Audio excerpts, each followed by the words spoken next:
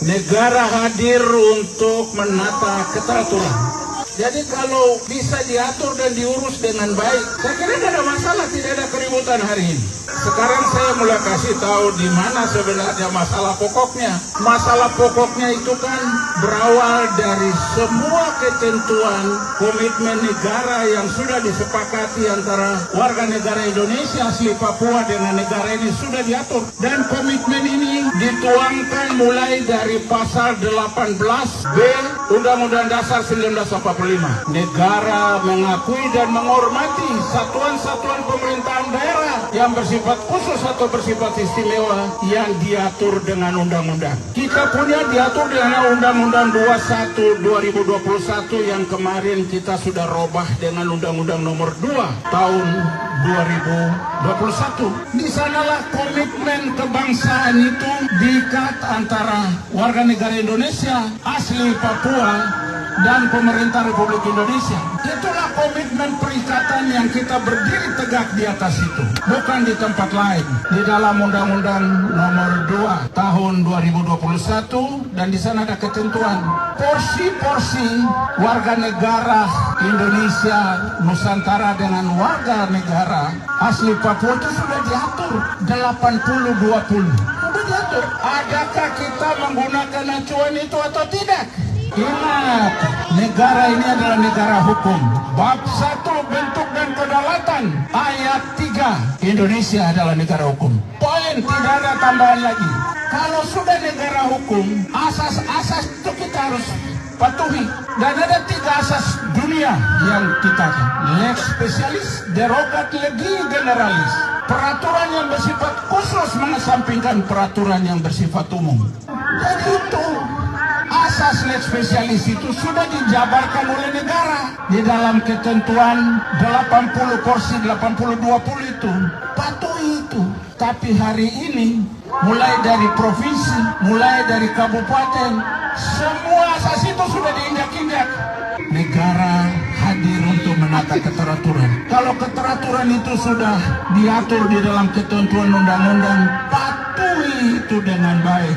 Ketentuan lama kita itu di dalam Undang-Undang 21 itu sudah kita remajakan karena ada tuntutan-tuntutan yang muncul sehingga 21 diganti dengan nomor 2. Nomor 2 itu apa? Karena ada yang belum selaras dengan tuntutan masyarakat yang mengendaki penerapan harus jauh menyentuh hak-hak orang warga negara Indonesia asli Papua itu. Jadi kalau kita patuhi aturan sesungguhnya tidak ada masalah dan kita tidak perlu membangun permusuhan tuding menuding satu sama lain.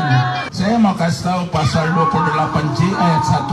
Setiap orang wajib menghormati hak asasi manusia orang lain dalam tertib hidup bermasyarakat, berbangsa dan bernegara. Bangsa dan negara kita ini akan kuat dan kokoh kalau hidup bermasyarakatnya baik.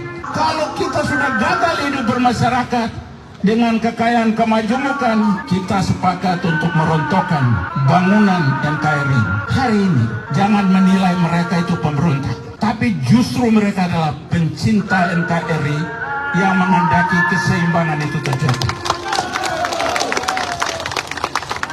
Sudah berpancasilakah? Kita gagal menerapkan Pancasila dalam sendi-sendi mengelola sistem ketatanegaraan ini. Undang-Undang Dasar 45. Alinea keempat. Kemudian daripada itu untuk membentuk suatu pemerintahan negara Indonesia yang melindungi segenap bangsa Indonesia. Sekarang saya tanya, melindungi segenap bangsa Indonesia yang gelap-gelap ini? Undang-undang kita ini kan sudah menggiring kita supaya kita hidup dalam koridor itu. Kemudian daripada itu untuk membentuk suatu pemerintahan negara Indonesia yang melindungi segenap bangsa Indonesia dan seluruh tumpah darah Indonesia untuk memajukan kesejahteraan umum, mencerdaskan kehidupan bangsa. Ini bukan lagi pencerdasan ini. Dikasih undang-undang, dikasih porsi, tapi tidak dikontrol. Kalau tidak dikontrol, nanti ada penjabaran. Ya, kita mengikuti ketentuan-ketentuan. Saya mau tanya, integrasi Papua, saya sudah sampai. Plebiscit di kota ini saya sudah hadir. Yang namanya PPRA. PPRA itu diproses berapa lama? 6 tahun saja. 6 tahun saja. Dari 63 sampai 69. 16 Juli 69 dilaksanakan penentuan pendapat rakyat Irian Barat dengan 2 opsi. Merdeka atau bergabung dengan Republik. Pertama kali warga negara Indonesia asal Papua Selatan yang bilang kami tetap mesra dengan NKRI.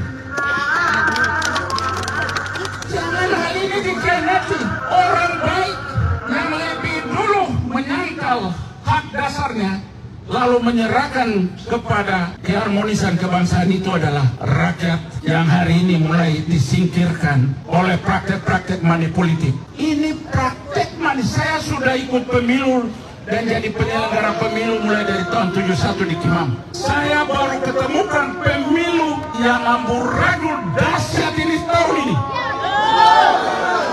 Di seluruh tempat saya sudah jadi pelaksana pemilu. Saya baru ketemu ada praktek demokrasi yang dahsyat dengan money politik ini tahun ini. Saya tahu benar di negara ini supaya tahu. Saya Yohanes Kulbagepsi. Demi NKRI saya harus tampil supaya NKRI dikelola dengan baik supaya muncul trust warga negara Indonesia terhadap negara ini. Harus dibenahi kekonyolan praktek demokrasi yang mengingat-ingat asas-asas demokrasi yang sangat luar biasa.